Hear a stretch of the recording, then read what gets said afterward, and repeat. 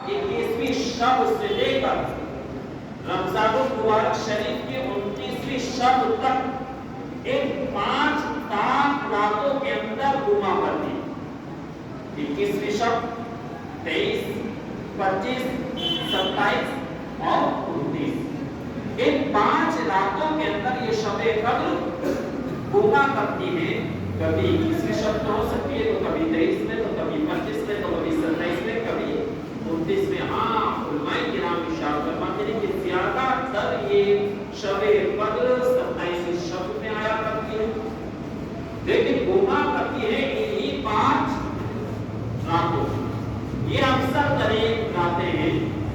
तो मैं बता रहा था कि ये एहतकाम क्यों और आखिरी अशरे का ये एहतकाम क्यों, असल में इन 5 रातों को पा जाने की नियत से एहतकाम किया जाता है कि एहतकाम करने से ये 5 रातें मुतकिन को इबादत के अंदर गुजारने का मौका मुयस्सर आ जाता है। 21वीं शब से ही वो एहतकाम में था। अब उस बंदे का मस्जिद के अंदर रहना, हम जितनी देर मस्जिद के अंदर एहतकाम की नियत से हैं, हम इबादत कर रहे हैं, हम दरूद और सलाम, तिलावत कुरान, नमाज पढ़ रहे हैं, एहतकाम की नियत से हम दाखिल हुए, एहतकाम की नियत से।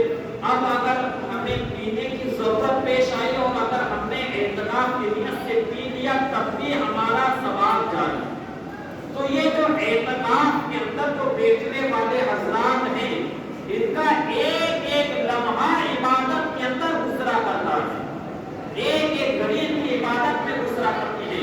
और असल में ये रात में बेगान होकर, रात में जाग करके इबादत इलाही करके और उस शबे कद्र को पाने वाले हजरात हैं, जिनके लिए कहा गया कि जो इस रात को पा ले, इस रात के अंदर इबादत कर ले, तो गोया उसने 1000 रातों तक उसने इबादत की।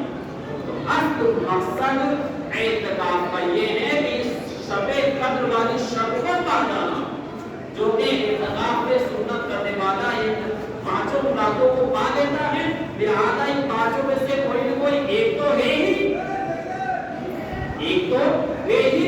लिहाजा उसने इन 5 रातों में इबादत करके मस्जिद का मुअत्तकिफ होकर मस्जिद के अंदर इन रातों में इबादत करके और शबे कद्र को पा लिया।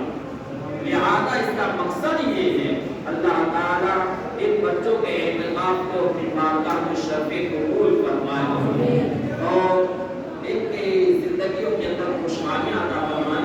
इन बच्चों को देख करके दूसरे बच्चों के अंदर भी जज्बात पैदा हुए।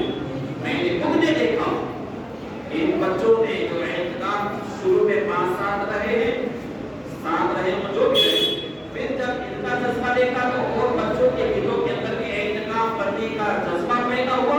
फिर वक्तन फ़ौरतन करते करते ये तादाद तकरीबन 13 तक पहुंच गई। माशाअल्लाह 13 एक बच्चा ये भी रहा। अच्छा, इसके समय बाद चलो जब बाकी शरीफ नबी पाक अलैहिस्सलातु वस्सलाम की निस्बत रखने वाले था, अल्लाह अकबर, तो 12 तक पहुंच गई। ये हम बस्ती वालों के लिए, हम मोहल्ले वालों के लिए बड़ी खुशी की बात है कि जहां पर नौजवानों बूढ़ों के सरों से धूल तक नहीं रहेगी, वहां पर इतनी छोटी छोटी उम्र के बच्चों को अल्लाह ताला ने जज्बा अता फरमाया। रात ये रब्बी देन है, अल्लाह ताला किसे अता फरमाए।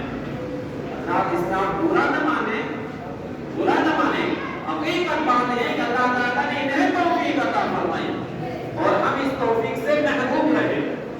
अल्लाह ताला इन बच्चों के जज्बा को एक और बात ये है कि इस एहतकाम करने का असर मैंने देखा है कि साल भर तक इन बच्चों के, इन एहतकाम करने वालों की जिंदगी के अंदर साल भर तक उसका असर पड़ा करता है। जो पिछले साल एहतकाम में बैठे उनको साल भर तक उनके अंदर जज्बा रहा कि हम चलो नमाज का, हम चलो नेक अमल करें।